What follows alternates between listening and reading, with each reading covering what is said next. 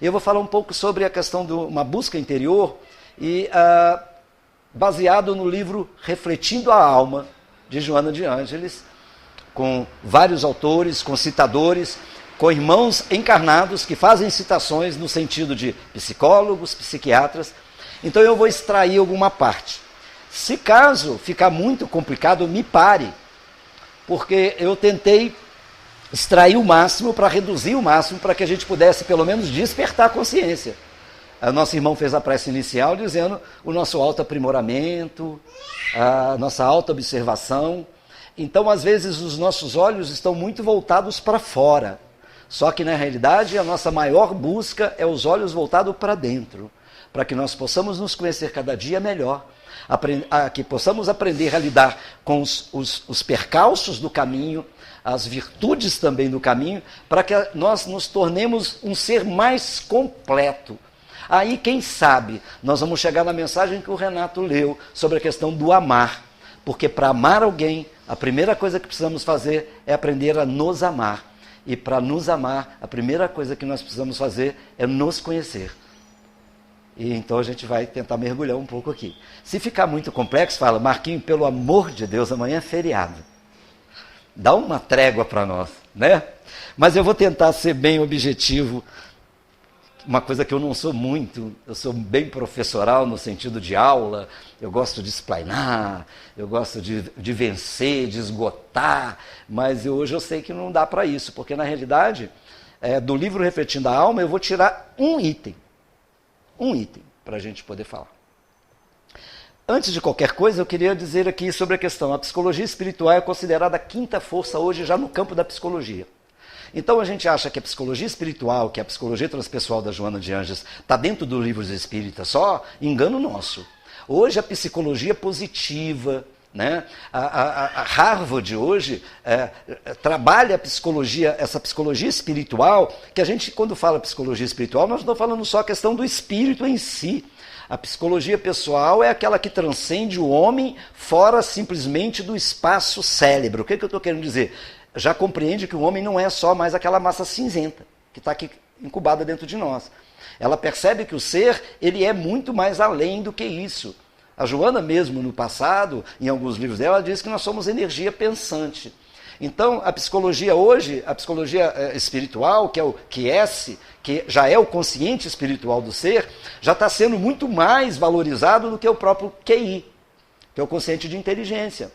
Já é mais valorizado do que é o consciente emocional. Hoje o consciente espiritual, aquele ser que transcende ele mesmo, ele é muito valorizado. Harvard lançou um livro interessante, que a doutora Sofia Bauer divulga esse livro no Brasil, chamado O Jeito Harvard de Ser Feliz. Hoje a busca da psicologia é fazer com que nós sejamos felizes. Olha a diferença. Antes era a questão, não, a depressão, o trauma, claramente vamos trabalhar isso. Mas mais do que nunca, sim, precisamos ser felizes. Um livro hoje que eu não é espírita, mas que hoje nós percebemos que Deus, na sua concepção de vida, ele nos manda as mensagens por vários caminhos. A doutrina espírita é um veículo muito direto, a gente recebe já praticamente da espiritualidade. Mas aonde que não, irmãos médios nossos que não estão mergulhados na doutrina, mas trabalham com a intuição, porque somos todos médios, e se influenciam os espíritos em nossas vidas, não só na vida dos espíritas, na vida de qualquer ser, eles também entusiasmam o ser à pesquisa. Então, hoje existe um livro chamado, é muito bacana, leiam, porque abre a mente. Muita gente fala de autoajuda, mas a autoajuda ela é importante sim, desde que isso te faça bem. O livro chama O Milagre da Manhã, que é muito interessante, para ensinar um pouco a gente a ser grato. Me lembra muito a psicologia da gratidão, né, que o Divaldo psicografou através da Joana. Então a psicologia espiritual hoje já é considerada a quinta força no campo da psicologia. E a gente vai estar falando aqui um pouco do livro Refletindo a Alma, que está lá do Divaldo, com a Joana de Ângeles, o Espírito, que dá uma exposição para a gente começar a nos refletir como almas. Porque tem hora que, por mais que a gente detenha um pouco de conhecimento espírita, nós esquecemos que somos almas, que somos espíritos. Tem hora que nós esquecemos, né? Acho que na minha última fala eu falei uma coisa interessante. Claro, existe miséria no mundo, mas hoje a Organização Mundial da Saúde diz que a gula, o comer demais, está matando mais do que a falta de comida. É estranho a gente escutar isso, né? Porque a gente fala a miséria. Claro, tem pontos de miséria. Mas hoje o ser humano está morrendo mais por comer demais do que por falta da comida. É estranho, né? Então, pela própria falta de conhecimento de si próprio, a gente deixa de ser aquilo que é. Porque a gente fica mergulhado no externo, esquecendo de conviver com o interno. Eu vou dar uma passada rápida aqui. O objetivo não é esse, mas como falou ali que já é a quinta força, né, que é a quinta força, a quinta onda é a psicologia espiritual, a gente começa lembrando que a primeira força foi com Freud. Né? Ali entra a psicanálise, mas quem travou mais a psicanálise foi Jung, mas o Freud trouxe as versões da psicologia. Se a gente for mais profundo, nós vamos entender que antes de Freud teve muita gente trabalhando. Jean-Martin Charcot, o próprio Mesmer, que veio com o mesmerismo, com a energia animal, que já falava de magnetismo. Kardec cultuava Jean-Martin Charcot, cultuava Mesmer, pelo magnetismo humano, pelo magnetismo. Ele só não tinha concepção que aquele magnetismo era espiritual também. Ele não era só humano, a energia não era. Mas a primeira força foi Freud com a psicanálise, com a psicologia mais profunda. A psicanálise criada por Sigmund Freud naquela época, ele coloca lá em 1900, né, assim, por volta de 1900, a grande inovação trazida por Freud foi introduzir na psicologia a noção do inconsciente. Ele falava, não é só o que você está aqui vendo, pensando agora. Não, existe uma caixa preta aí atrás.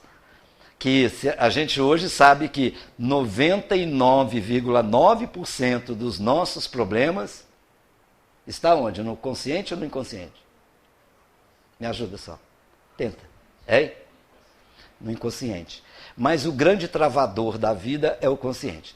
É o consciente que não me permite consertar. Nós vamos entrar daqui a pouco nos patamares desses. Mas só para a gente conhecer rapidamente.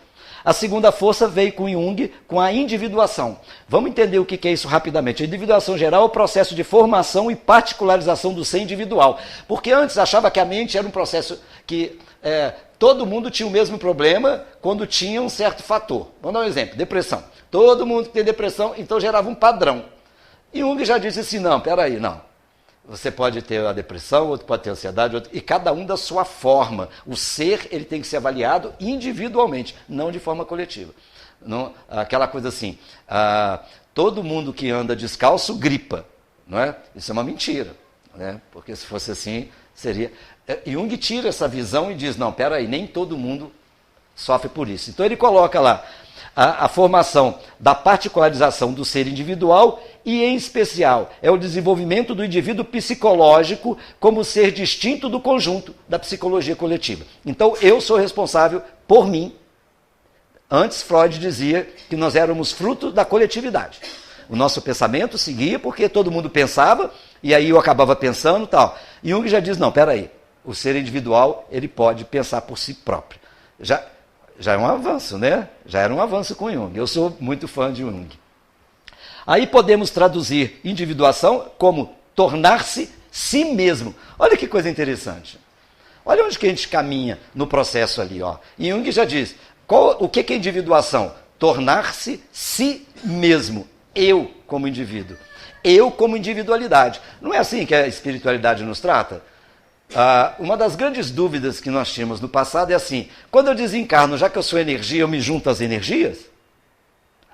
Aí, não, você ainda continua com a sua individualidade. Então, nós não nos perdemos. O processo reencarnatório é muito interessante para nós, porque as pessoas diziam assim, aonde a vida passada pode me afetar agora? Porque eu carrego comigo todas as memórias de todas as minhas existências. Eu tenho lembrança de todas? Não, mas das sensações eu tenho. Olha que coisa interessante. Por exemplo, às vezes você se depara com uma situação de uma tristeza que você não sabe nem de onde ela vem. Pode ser de uma vida passada. Não que a vida passada te convida à tristeza, mas é mais ou menos assim. Vamos dar um exemplo que eu fiz mal em algum fator na minha vida, lá na última existência minha aqui na Terra. Então eu fui um mau marido, tudo bem? Eu fui um ser muito ruim naquela situação. toda vez que eu me deparo com uma situação muito parecida ou idêntica, mesmo que não seja comigo, a sensação me toma. Olha que coisa. Porque eu carrego ela dentro de mim. Isso é individuação, não é coletivo. Mas não vamos entrar não, que isso dá um seminário de 5 horas, tá bom? A terceira força é a psicologia humanista. Né? A psicologia humanista vê o processo psicoterapêutico como uma técnica de crescimento. Olha o avanço, gente. A psicologia humanista vê o processo psicoterapêutico como uma técnica de crescimento pessoal ou de desenvolvimento do potencial humano. E não como técnica de tratamento de doenças mentais. Surgiu entre as décadas de 1950 e 1960. Aqui já estava dizendo, não é só com o objetivo de tratar mentalidade, é para fazer mudanças de comportamento. Hoje a terapia, mais do que nunca, é provado que só muda algumas essências nossas quando muda o nosso comportamento. Tristeza profunda é comportamento. Alegria a ponto de eufórico é comportamento. Eu posso educar os meus comportamentos. Vamos lá. A quarta força vem a psicologia transpessoal, que também quem trouxe para nós foi Joana de Ângeles, a psicologia transpessoal. O movimento inicia-se em meados da década de 60 e incorporou a nova visão de mundo trazido pela física quântica e pela própria Joana de Ângeles, afirmando que a consciência pode interferir diretamente na realidade. Eu não vou entrar em detalhes. Se ficarem curiosos, pesquisem. Já chegou o momento da gente começar a ser um pouco autodidata, porque são tantas informações que nós não vamos conseguir abstrair tudo ou trazer tudo para nós. E a quinta força, que é a psicologia espiritual, né? Pensamento psicológico, estudando o homem na sua condição de espírito eterno. O homem integral apresenta a proposta de um comportamento filosófico idealista e imortalista. Essa é a filosofia do momento. Essa é a quinta onda da psicologia humana. Já é considerada, não é eu que estou falando, não é a doutrina espírita que está falando. Essa é a psicologia que todos aqueles que estudam seriamente o comportamento humano estão mergulhados hoje. Mais do que nunca. Eu fico muito feliz com isso, porque eu achava que isso não ia chegar tão cedo. Eu achava que eu ia ter que voltar aqui umas 10, 20, 30, 40 vezes para ver, e já chegou. Existe ainda os conservadores, mas ela já está à disposição de todos nós. E já somos alguns dos profissionais, não só aqui no Brasil, mas no mundo inteiro, que estão trabalhando profundamente esse trabalho da psicologia espiritual. Né? Tanto que a gente chama isso hoje um pouco de humanoterapia. Tornarmos mais sensíveis aos outros e a nós mesmos. Nós vamos trabalhar um pouco isso. A psicologia apresentada por Joana de Ângeles, que a gente vai falar um pouco dela, ela tem toda a base dela está nos princípios fundamentados da doutrina espírita. Porque para a gente entender a questão da psicologia espiritual, a gente tem que entender outras bases. E a Joana traz essas bases para nós de uma forma muito tranquila. Ela traz assim, certeza da existência de Deus. O nome que se dá para ele, aqui nós chamamos de Deus, mas não importa se chama Maomé, Joavé, ou não chama nada, não tem problema nenhum. O importante é a gente atingir a espiritualidade. É assim, você tem consciência da espiritualidade, seja ela como você vê, não importa, porque Deus pode ser simplesmente chamado de inteligência suprema. Eu acredito numa inteligência suprema, tudo bem? Eu acredito numa força superior a mais. É esse Deus mesmo, a certeza disso. Eu brinco muito com as pessoas, às vezes dentro do consultório, na rua, que eu falo assim, para se construir um relógio desse, a gente concebe primeiro que tem que ter um relojoeiro. Para conceber uma natureza, uma vida, um corpo, tudo que nós vemos com nossos olhos, você não concebe ninguém? É meio complicado isso, né? Então, assim, tem que ter alguém que gera algum fator para nós. Então, a certeza da existência de Deus é um fator da psicologia espiritual. Está baseado em cima dela. O segundo ponto que ela nos traz é a pré-existência e sobrevivência dos espíritos. Olha só. Aqui, você vê que a Joana tem um cuidado muito grande, principalmente que ela mergulha numa área onde as pessoas procuram a ciência para poder se amparar. Ela diz assim, a pré-existência e sobrevivência dos espíritos. Ela não fala de reencarnação. Mas o pré-existir e o pós-existir, a gente está falando de processo reencarnatório. Isso é muito bom para a gente começar a ter essa terminologia de linguagem, porque a palavra reencarnação, o som reencarnatório, soa muito ruim em alguns ouvidos, que não têm ainda a concepção de atender isso, de aceitar isso.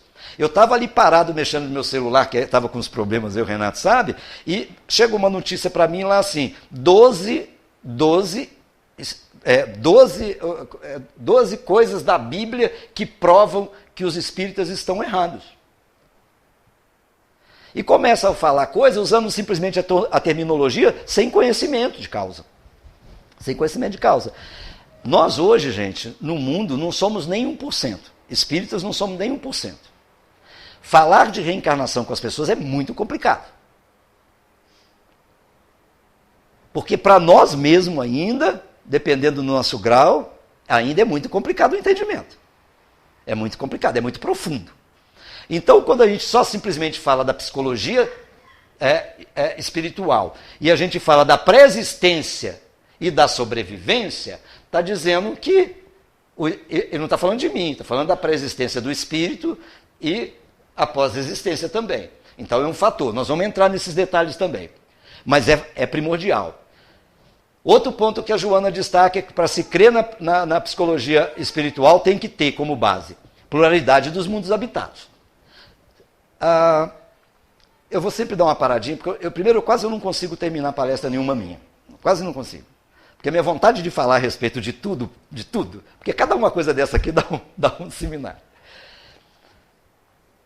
Nós somos, ou nós somos ainda ignorantes ao último processo da humanidade, ignorantes de tudo, ou nós somos orgulhosos demais, ou nós somos egoístas demais, ou nós somos rebeldes demais. E quando eu falo nós aqui, eu estou falando da humanidade, tá bom, gente? Eu não estou apontando o dedo para mim nem para vocês, é para nós, humanidade. Porque conceber, num universo que tem bilhões de sóis, trilhões de estrelas, que tem coisas que a gente nem imagina, acreditar que só existe a Terra, com nós habitando isso aqui. Deus seria muito ruim de serviço, que ele me perdoe a minha fala, Deus seria muito ruim de serviço de ter num universo imenso, com tanta fuguridade, beleza, um processo totalmente harmônico, porque o universo é harmônico, tudo funciona como, né, da forma que Deus sabe, e colocar só nós nesse universo, habitando um planeta que a gente destrói, nós, humanidade, não damos valor a ele, e achar que somos inteligentes. Percebe isso? Não precisa de religião. Não precisa de religião. Não precisa. Deus pendurou estrelas no céu para enfeitar a nossa noite. Nos deu uma lua de noite para a gente namorar e um sol de dia para a gente ir para a praia. Mais nada, não servem para nada. Então seria uma ignorância muito grande do ser não acreditar na pluralidade. Mas o que assombra a gente, que tem pessoas ainda que não acreditam nem que não foi nem a lua ainda. Que duvidam disso. Tem pessoas que você fala de um satélite, ela está vendo na TV da casa dela, através de um satélite, ela acredita que não tem satélite. O nosso processo ainda está muito perigoso. A Joana fala uma coisa que assusta mais ainda. Ela diz que apenas 5% da população da Terra está desperta. 5%. Que bom que nós estamos em 5%, né? Né? Nós não estamos nesse 5% que está desperto? Não sei, né? Espero que estejamos. Ela coloca aqui da comunicabilidade dos espíritos. E quando a gente fala de comunicabilidade dos espíritos, não vamos falar dos desencarnados só, não. Dos encarnados. Nós somos espíritos e nos comunicamos. Tudo bem? Porque a gente fica falando só do espírito desencarnado. Para mim, tanto faz se o espírito é desencarnado ou encarnado para comunicar comigo. Se a comunicação é boa, eu dou ouvido. Se não é boa, eu largo para lá.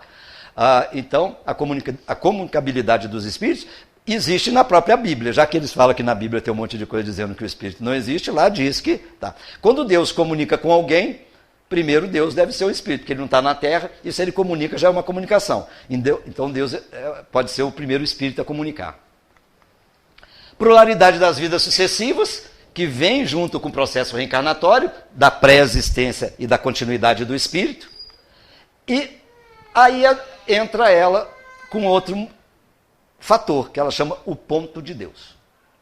Que hoje a ciência e a física quântica já provou, existem matérias enormes dentro da física quântica, dentro da parapsicologia, da psicologia, dizendo que nós temos no nosso cérebro, na nossa mente, um ponto de Deus.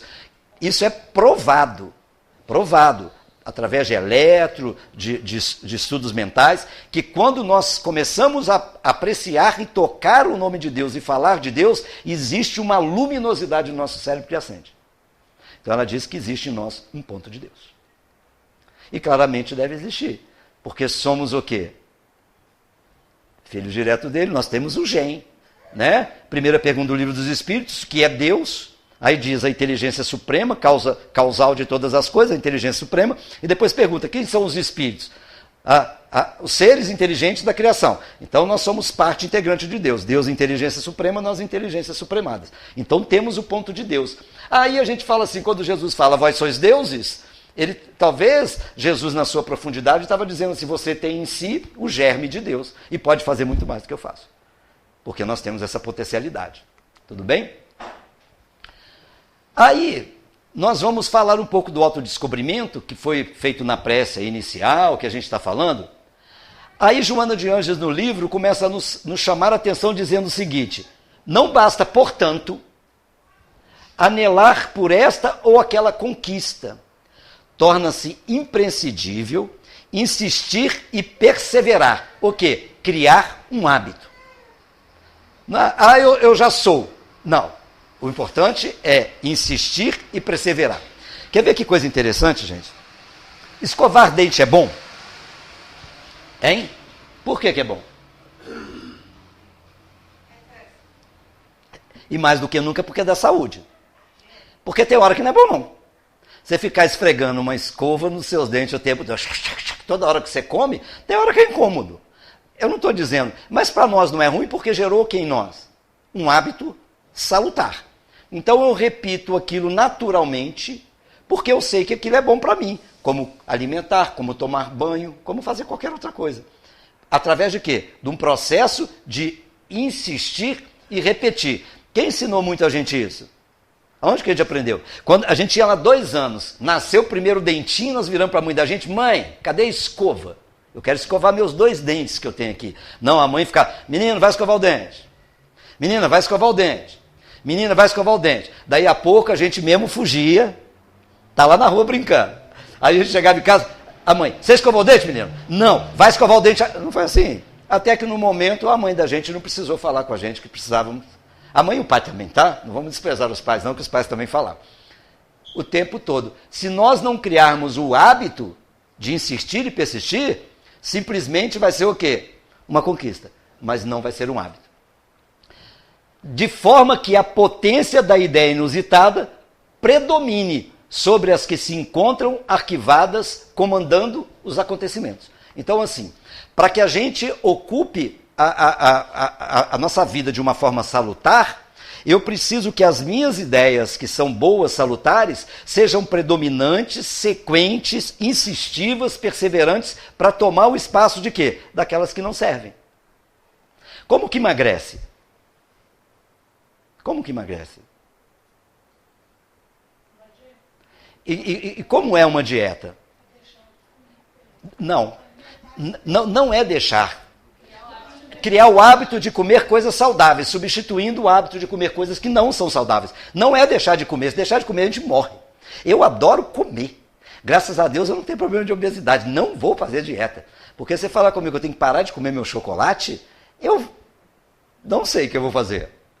Eu estou dizendo é isso. A mentalidade nossa, que nós achamos que nós vamos perder tal hábito. Não, nós vamos substituir os hábitos por outros hábitos. Então, quando você tem uma conquista em você, fala assim, eu estou me tornando uma pessoa mais simples, você tem que perseverar e insistir na sua simplicidade, para que aquela sua simplicidade comece a vencer o ego, comece a vencer o seu orgulho, vencer o seu egoísmo. Aí o que ele faz? Ele começa a predominar e aquele outro desaparece. É assim. Pergunta do Livro dos Espíritos, por que o mal sobrepuja o bem na terra?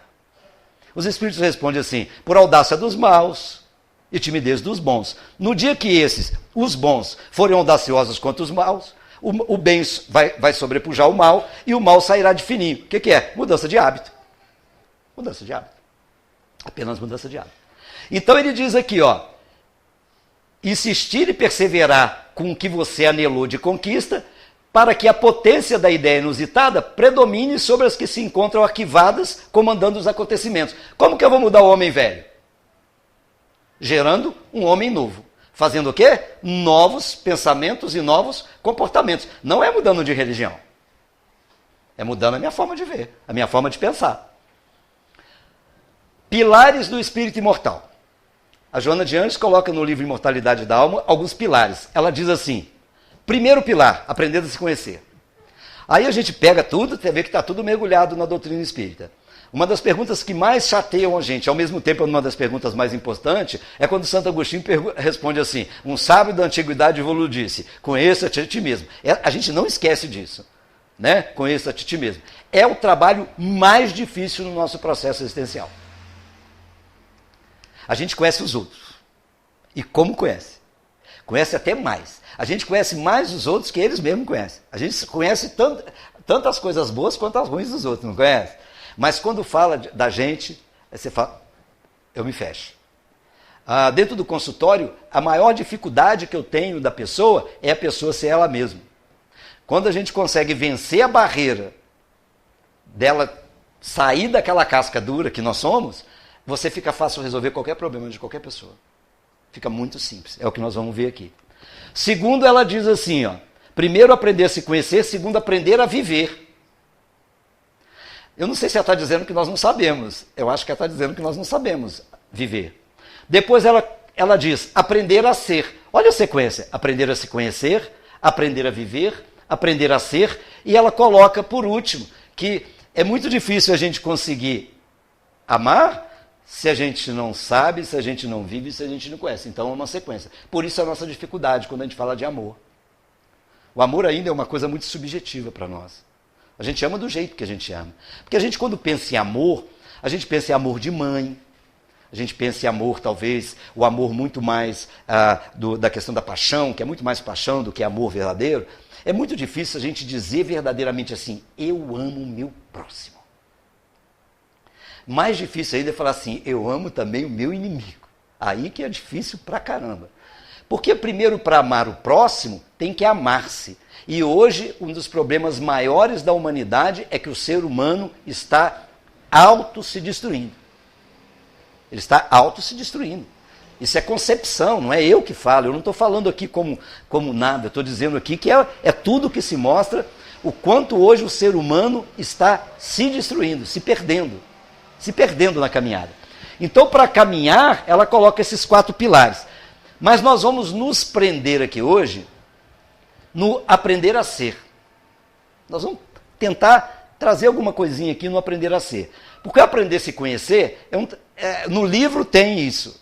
É muito extenso, muito complexo, mas mergulhem lá, procurem que tem. O aprender a viver é também muito complexo.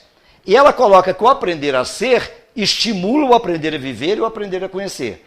E quando a gente estimula esses 2 fatores dos pilares do espírito imortal, eu começo a aprender a amar.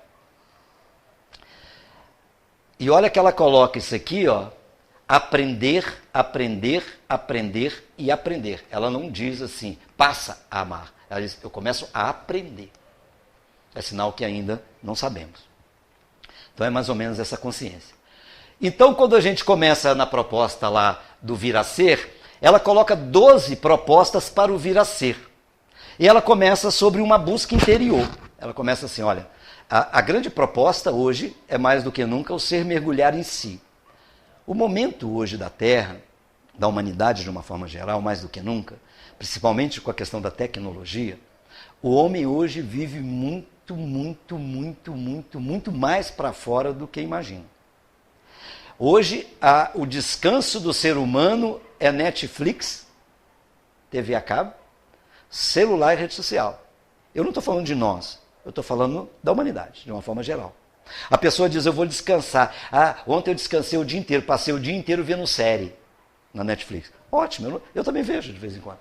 Não vou falar que eu não vejo. Eu estou no mundo, eu me mergulho em algumas coisas. Desde que seja sadia, sensato, eu vou lá ver. Se me serve, eu vou. Né? Tudo é isso. Agora, eu vou reter o quê? Aquilo que me serve. Quanto mais a gente começa nessa busca incessante, menos a gente mergulha em nós. Eu não sei aqui, talvez aqui não aconteça. Vamos dar um exemplo que vai dar um pane agora. Vai ser anunciado no jornal. Isso é um chute.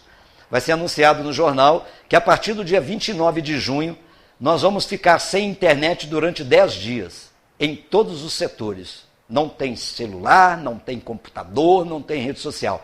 O que vai acontecer com muita gente? Ou talvez conosco mesmo? Depressão. Meu consultório na segunda-feira vai ter fila.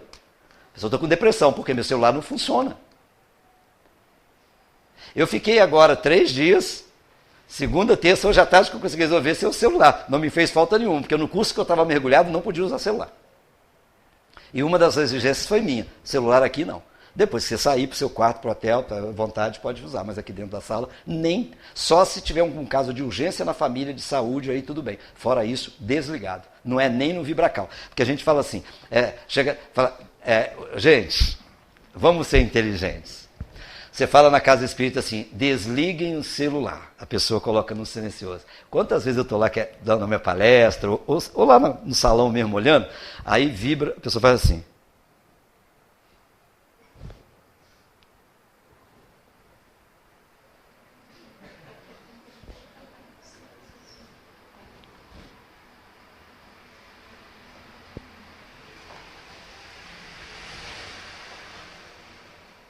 É terrível, não é?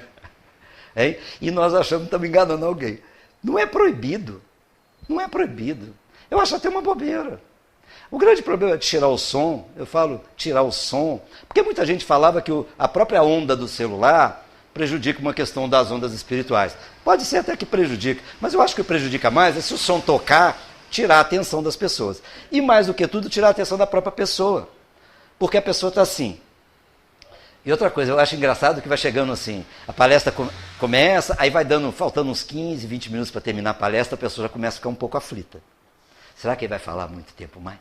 E olha para o relógio, nossa, demorando, né? Acabar a palestra, né? E a pessoa acaba sendo o quê? Vivendo um vazio existencial. Porque ela não vive internamente, ela só vive externamente. Uma busca interior. Vamos lá começar a trabalhar um pouco. Então ela coloca assim, primeiro ponto que ela coloca, dedique-se diariamente algum tempo para o autoencontro. Ela não está dizendo para você viver no autoencontro, ela não está dizendo para você ficar todo momento no autoencontro, ela assim, dedique diariamente algum tempo para o autoencontro. Eu não vou ficar perguntando aqui para ninguém, vamos ser maduros, vamos ser pessoas mais sadias e vamos perguntar para nós mesmos, eu faço isso? Qual o tempo que eu dedico do meu dia para o meu autoencontro? 10 minutos que seja, 15 minutos para parar, e a gente vai falar o que deve fazer para mergulhar-se em si. Para mergulhar-se. Para entender um pouco. Então ela diz assim, crie o hábito de pensar em você diariamente. A gente pensa em tudo. A gente pensa nas coisas.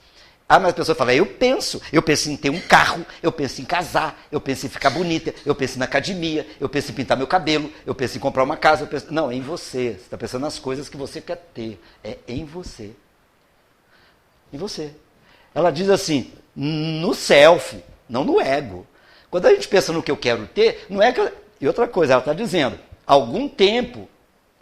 Aí, esse tempo que ela diz assim, pare e diz assim, então vou falar para nós espíritas. Eu, como espírito imortal, como que eu estou me vendo? Como que eu estou me vendo como espírito imortal? Porque daqui a pouco posso ser que eu não esteja aqui. Pode até demorar mais um tempinho. Mas não é só porque eu vou embora. É porque eu estou no mundo, mas não sou do mundo. Eu tenho que entender que as minhas atitudes, por mais que eu esteja mergulhado no mundo, devem ser de um espírito imortal. Então, você só consegue fazer isso quando você chama o seu self para conversar, não o seu ego para conversar. O ego da gente quer pintar o cabelo.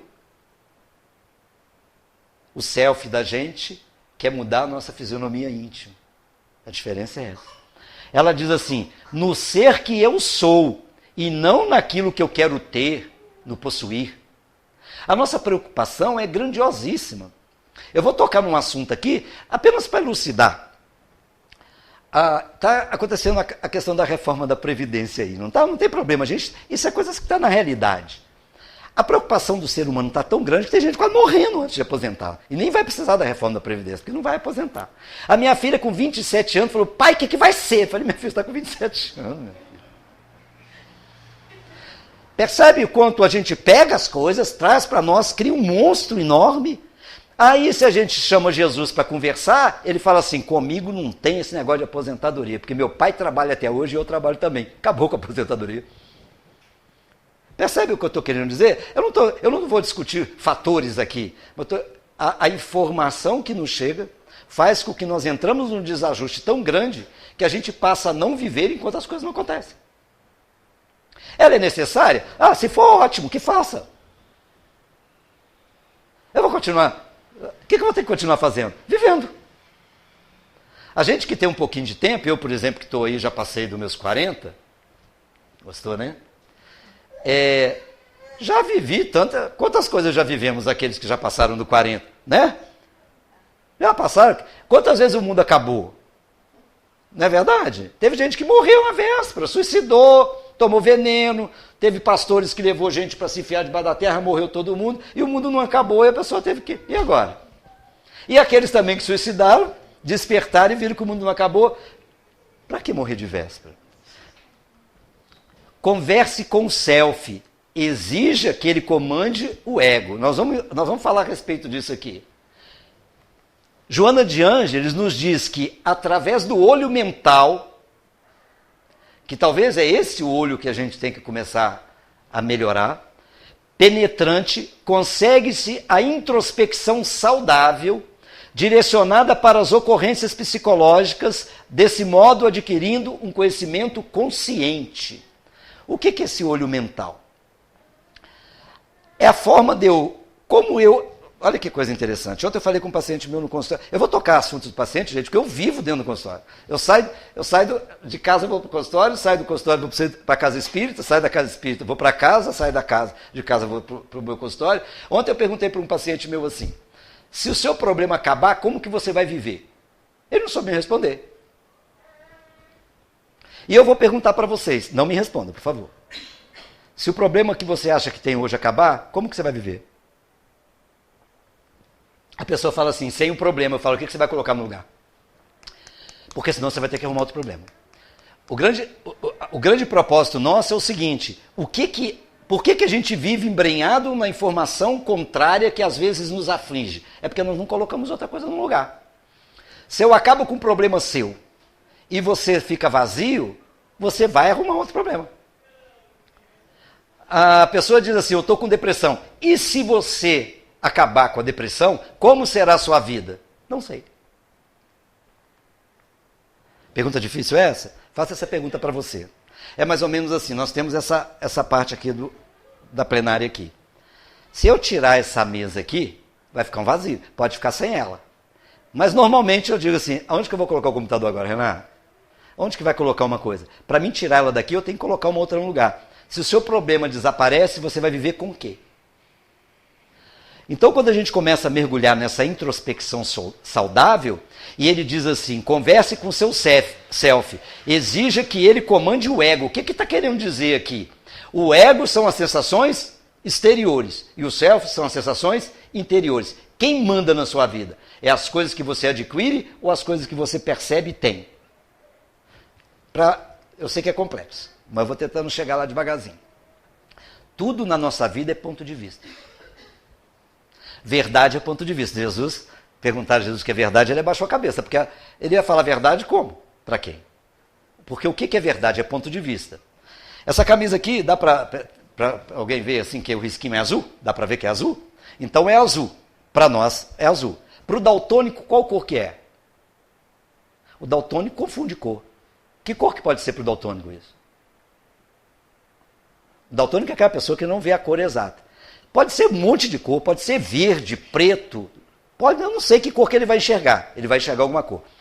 Para a maioria dos animais, principalmente os animais da raça canina, nesse sentido, ele só tem a visão ou cinza ou para preto.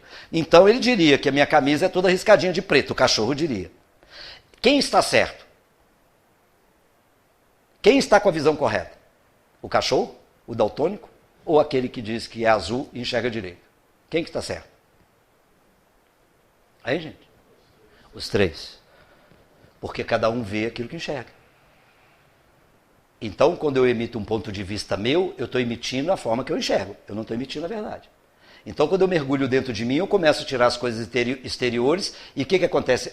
O que começa a aparecer dentro de mim? A forma que eu enxergo as coisas. Eu vou passar para a segunda, que talvez fica mais fácil para a gente entender um pouco. Olha só. Exercitar o silêncio. O silêncio mental e não verbal. A nossa mente não silencia. Aí Jesus fala assim, pergunta a Jesus, Senhor, como eu vou orar? Ele diz, quando você for orar, vá para o seu quarto, entra no silêncio do seu quarto. O primeiro quarto que ele diz é o íntimo. Para a gente orar a Deus, a primeira coisa que a gente tem que fazer é silenciar. É silenciar quem? É o barulho de fora? Não, é o barulho de dentro. O barulho de fora pode continuar, porque eu posso orar no meio de uma banda. Eu posso orar no meio de um baile de carnaval, eu posso orar, desde que eu consiga fazer silêncio interior. A maioria de nós, eu falo da humanidade, quando começa a... Gente, isso é constante. Pegue você que eu digo, não apontando o dedo. A gente começa a orar, e principalmente quando o dia está confuso, a gente fala assim, nossa Senhor, está tão confuso. Deixa eu fazer, Pai nosso que estás no céu, santificado seja nosso, hoje é dia... Que dia é hoje? Hein? Nossa, o mês já está acabando, já estamos na metade do ano, não estamos? Metade do ano. Aonde que foi a minha oração? Quem consegue realmente deitar na cama? Por isso que o Pacini, nosso amigo, que foi meu professor da evangelização, ele falava comigo, gente, quando eu era menino lá, meus 15 anos na evangelização, ele falava assim, vai fazer prece em pé. Antes de deitar, reza. Porque só quem dorme em pé é cavalo. Ele estava dizendo que na maioria das vezes, quando a gente encosta e começa a pensar, a mente da gente vai embora, não tem prece. E quando tem, é só para cumprir tabela. Deixa eu rezar, porque eu não posso dormir sem rezar. Pai nosso que estás no céu, santificado. Parece aquelas preces de jogador de futebol, né? Pai nosso que estás no céu, santificado seja o vosso nome, venha a nós a sua já feito a vossa vontade, seja até a como céu. Amém. E vou dormir. E pronto, acabou. A grande verdade é mergulhar no seu silêncio interior, fazer um silêncio mental e não verbal. É necessário o silêncio mental para poder escutar a si mesmo. Nós não nos escutamos. Silenciar também sobre o seu processo interior, o seu infinito íntimo, pois compartilhar com quem não possa compreendê-lo dissipa energias valiosas. A gente não tem que ficar falando da gente para as pessoas, e nem falando das pessoas para outras pessoas. É melhor calar-se. Hoje as redes sociais, as pessoas estão se expondo de uma forma verdadeira e mentirosa também. Estão se expondo e depois pagando preços caríssimos por isso. Porque nem todo mundo sabe compartilhar. Então, muito cuidado com as redes sociais. Vamos lá para o terceiro, porque senão a gente não chega. Talvez a gente chegue na quinta, não tem problema. Depois eu volto para falar as outras, né? Não tem problema. Harmonize-se com o corpo e suas sensações. Olha só, harmonia com o meu corpo e sensações. Não permita que o seu corpo seja perturbado por sensações. Trabalhe a sua mente emocional profundamente. Gente, primeiro sintoma de depressão além da tristeza. Ou também da ansiedade além dos processos. Taquicardia, palpitação, dor, dispepsia, dor abdominal e por aí afora. Problemas de infecções repetitivas, herpes labial. Estou mentindo? O que é isso? É falta da harmonia, porque o meu cérebro é atingido, eu atinjo quem? O meu corpo, quando eu não atinjo alguém. Então é porque a gente não se harmoniza. Vamos entender um pouco aqui. Buda nos disse que todos conseguem, pode ser em 7 minutos ou em 7 reencarnações. Está vendo que ele é otimista e nos ajuda. Joana nos diz que o espírito, escuta isso aqui. Se eu for embora, todo mundo, se essas 3 coisas que nós estamos falando já ficar aqui, já está bom. O espírito não é uma posse do corpo. O corpo e as sensações devem estar em harmonia para servir o espírito. Por isso podemos afirmar, tenho um corpo, mas eu não sou o corpo e nem as sensações. Nós não conseguimos entender que o corpo é um veículo, é meu carro. O Chico brincava muito e falava assim, maltratei muito burrinho, não é isso? Por isso que dentro da Umbanda chama de burro, de cavalo, não é isso? Dentro do aparelho físico. Só que nós confundimos. E o que acontece? Quando eu não me harmonizo, as sensações que eu tenho agridem tanto o corpo quanto o espírito. O corpo é posse minha, eu que comando. Hoje, mais do que nunca, as curas estão vindo, as curas até de doenças estão vindo pela harmonização do cérebro. Medifunes, meditação, crescendo muito as pessoas que estão começando a fazer yoga, a meditação mais profunda, o reiki, tantas coisas dadas para nós poder harmonizar, só que as academias estão mais cheias, porque as pessoas estão cuidando muito mais do corpo, achando que isso é posse do espírito, que tratando do espírito que é posse. Percebe isso? Eu estou sendo muito pesado, gente? Não, né? Toda vez eu pergunto isso, vocês mentem com a mesma cara, dizendo que não. Não é verdade? Entre em paz com as suas emoções. Harmonize o tipo de emoções pacificadoras que tranquilizam. Pensar em sensações físicas provoca emoções perturbadoras. Eu vou sempre colocar a Joana falando aqui. Joana de Anjos diz, as emoções são impulsos para a ação. Não lute contra elas, perceba-as, expresse-as, oriente-as de forma construtiva, lembrando-se que eu tenho uma vida emocional, mas eu não sou a vida emocional. Existe um livro chamado Imunidade Emocional, de um amigo meu lá de São Paulo, chamado Felipe Lima. Ele trabalha isso com uma propriedade muito bacana, porque assim, tudo que você tem, que nós temos na nossa mente, são sensações. Vamos dar um exemplo aqui. Aonde está o seu passado? Aonde está o nosso passado? Aonde? Hein? Em algum lugar? Aonde está o nosso passado? No nosso inconsciente, na nossa memória. O que é que nós temos lá do nosso passado? O que nós temos do nosso passado? Essas lembranças, como que você percebe essas lembranças? Através de quê? De sensações. Tristezas, alegrias e por aí afora. Tudo bem? O fato existe? O fato existe? Por exemplo, aconteceu um fato comigo há 25 anos atrás. O fato existe? Não existe mais. O que ficou? A sensação. A lembrança me traz a sensação. Você lembra, você tem sensações, nós temos sensações, que quando a gente identifica, eu falei isso aqui um pouco no começo, quando a gente identifica com uma situação parecida com o que nós vivemos no passado, o que nós temos não é a lembrança daquele passado, nós temos a sensação daquilo. Aí o que acontece com a gente? Desarmoniza o nosso corpo. Por quê? Por exemplo, a minha mãe desencarnou há 22 anos atrás. Foi triste? Foi. Tem gente que fala assim, eu não consegui aceitar até hoje. Tem 22 anos. Como que ela não aceitou? Tenta me responder como ela não aceitou. Na realidade, ela não aceita a sensação da perda da mãe e não admite aquilo. Mas não é a perda da mãe, porque a mãe já morreu há 22 anos. Percebe que é um processo ilógico? E essas sensações vêm para onde? Para o nosso corpo, a gente sente isso materialmente. Então ela diz o seguinte, eu não tenho uma vida emocional, mas não sou uma vida emocional, eu posso viver na emoção, mas eu não sou essa vida emocional. Porque daqui a pouco isso desaparece, vai sumir. É difícil isso, é complicado, mas nós vamos chegando lá. Uma coisa atrás da outra para a gente começar a entender. Olha só, observe e recicle os seus pensamentos. Recicle os pensamentos, remova os problemas. Olha assim, eu não sei se ela fala com a gente com muita simplicidade ou a gente que é muito difícil. Remova os problemas, crie o hábito mental de ser feliz. Como que a gente cria hábito mental de ser feliz? Como que a gente cria hábito mental de ser feliz? Olha lá, Mudamos nossa biologia pelo que pensamos. A minha última fala aqui foi sobre pensamento e vida. Eu falei muito sobre isso. Somos o resultado de nossos pensamentos e nossas emoções. Isso não é fala minha, isso é fala da Joana.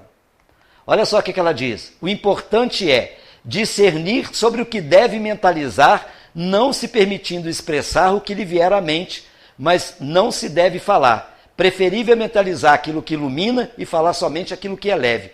Mudança de quê? De hábito.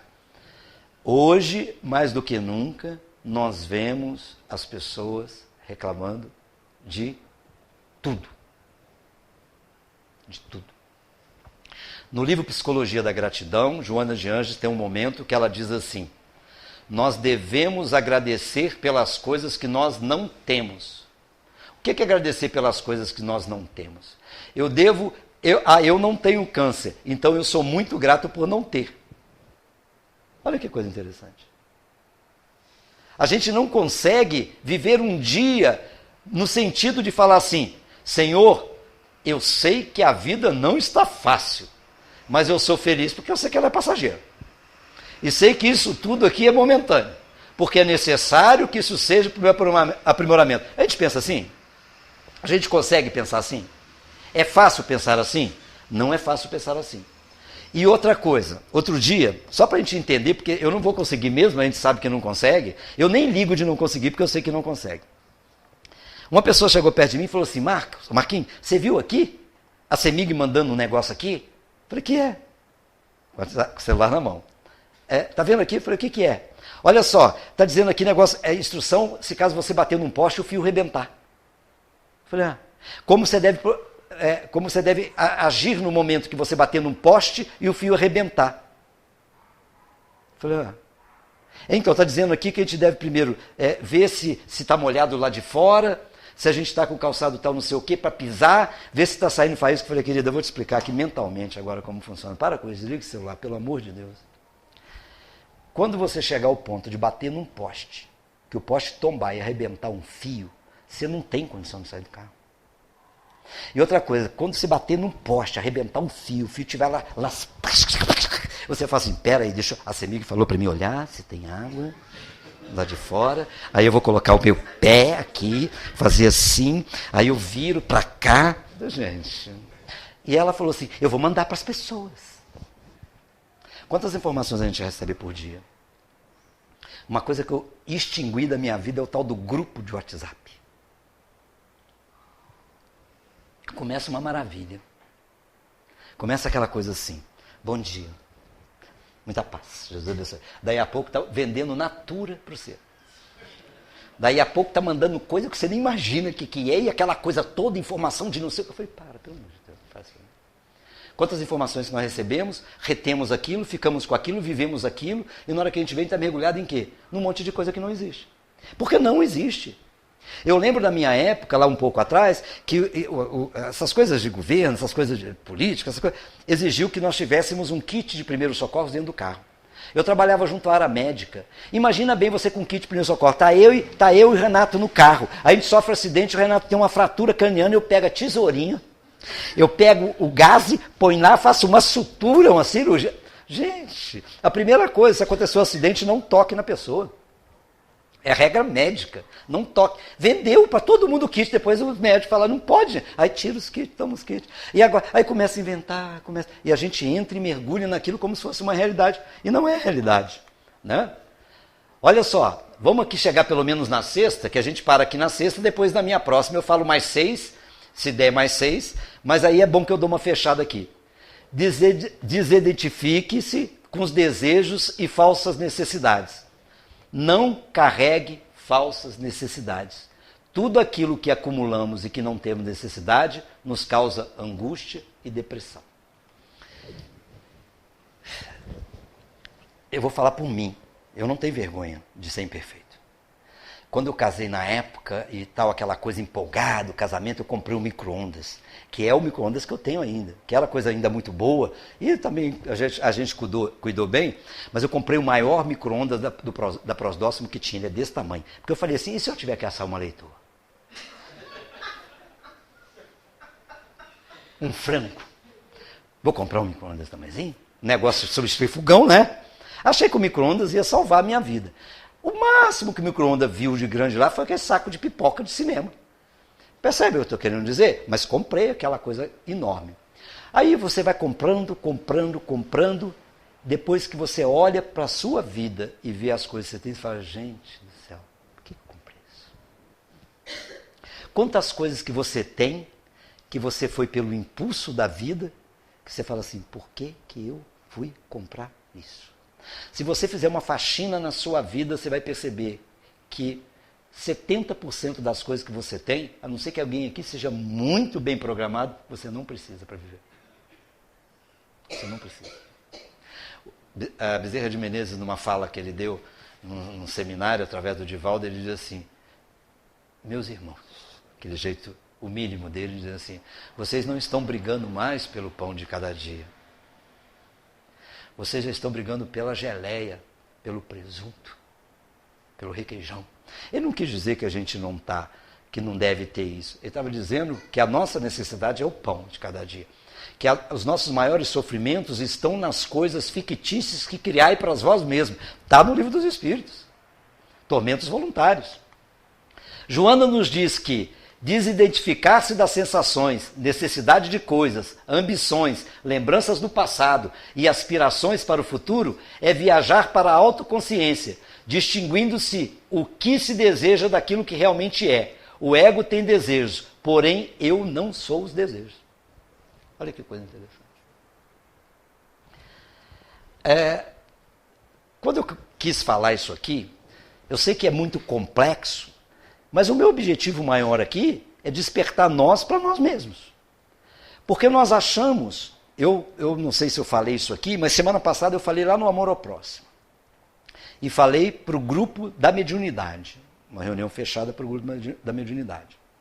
Eu estava dizendo o seguinte, o maior processo de sofrimento humano hoje não é só o processo obsessivo. O processo obsessivo nada mais é do que a sintonia, seja ela por dívida, seja ela simplesmente pelo meu processo mental, que me liga a algumas pessoas que têm muito a ver comigo. Porque não se liga comigo aqueles que não têm a ver comigo.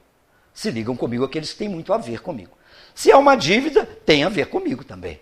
Porque a gente fala, mas o obsessor está me cobrando. Se você está te cobrando porque você está devendo. Ele pode estar tendo um processo de ignorância.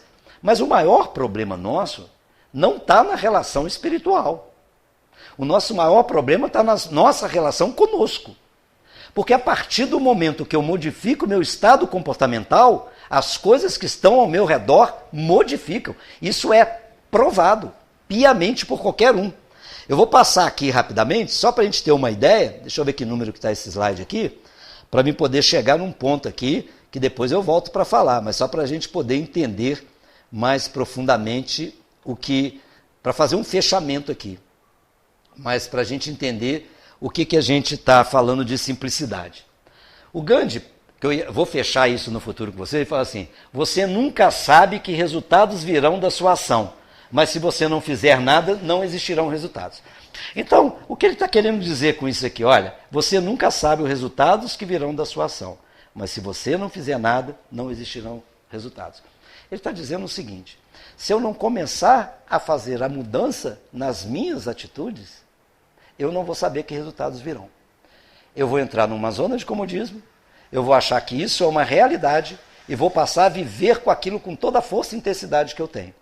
Se o nosso problema fosse espiritual, no sentido de espiritualidade, eles já tinham acabado. Você fala, como assim, Marcos, já tinha acabado? Pelo seguinte, porque é muito simples um irmão parar de interferir na sua vida. Porque a pergunta lá do Livro dos Espíritos é assim, influencia os espíritos em nossas vidas? Nós começamos talvez falando sobre aqui, fala, muito mais do que pensais, na maioria das vezes, ou por ordinário são eles que vos guiam. Aí, mas só que não para aí. Aí depois ele diz assim lá para baixo, seguindo as perguntas, quem tem que ler também o restante. Diz assim, como que a gente faz para não sofrer a influência dos maus espíritos? Como que a gente faz? Vocês não leram o Livro dos Espíritos? Não? Deixaram em casa? Esqueceram da mensagem? Como que ele diz que se influencia os espíritos em nossas vidas? Pode ser espíritos bons, Pode ser espíritos ignorantes, ainda trevosos, ainda perdidos e tal. Primeiro, como que eu faço para identificar? E segundo, como que eu faço para me não tornar alvo desses pensamentos ou dessas situações? Como que eu faço? Para a gente terminar, para mim ir embora. Hein? Mudando o quê? Mudando a minha forma. Mudando como eu vejo, mudando como eu penso, porque na realidade é o seguinte, por que a gente, se um cara chegar falando mandarim aqui, por que a gente não entende? Pelo menos a maioria de nós. Por que a gente não entende? Porque a gente não fala a língua. Tudo bem? Se um espírito trevoso chega perto de mim e começa a falar alguma coisa para mim, e eu não tenho comigo aquelas cargas de conhecimento trevoso, o que acontece com a comunicação? Não acontece. É como se não estou entendendo nada, não me serve de nada. É que na maioria das vezes nós estamos tão afinados com a comunicação que chega que nós fazemos parte do processo da comunicação. Simplesmente é mão de ida e volta. Quando a Joana de Ângeles nos chama a essa penetração, que nós falamos aqui em 5 pontos, silenciar-se, entender-se quem você é, tirar um momento para você, entender que as coisas, as sensações são externas, não são minhas, que o corpo não, eu não estou aqui para servir meu corpo, é o corpo que tem que me servir, né, como veículo. Quando eu começo a entender isso, eu começo a me tornar o quê? Um espírito mais integral. Quando eu começo a fazer isso, o que acontece com as comunicações do mundo superior comigo? Quem passa a comunicar comigo? Hein? Quem passa? Os espíritos que têm a mesma forma de comunicar no sentido da expressão. Por exemplo, se o meu pensamento é só bondade, quem comunica comigo? Os espíritos que só têm bondade. Se o meu pensamento não é bom, quem comunica comigo? Os espíritos também que não são bons. Por que os espíritos ainda não bons comunicam muito conosco? Por quê? Só para a gente fechar, para encerrar mesmo, senão não encerro. Por que eles comunicam com a gente ainda? Porque nós não somos bons. Entenda bem, se não há sintonia, não há processo. Não existe. Espírito nenhum vai entrar no seu corpo, vai te sacudir, te empurrar na ribanceira, te jogar a escada abaixo, fazer você falir, destruir sua vida. Ele não tem posse disso. Uma das perguntas que eu tive lá na minha época, que eu tinha uma dúvida enorme, que quando falava que os espíritos interferem na minha vida, eu falava, Jesus Cristo, o que vai ser da minha vida agora? Primeiro, eu não vejo os espíritos.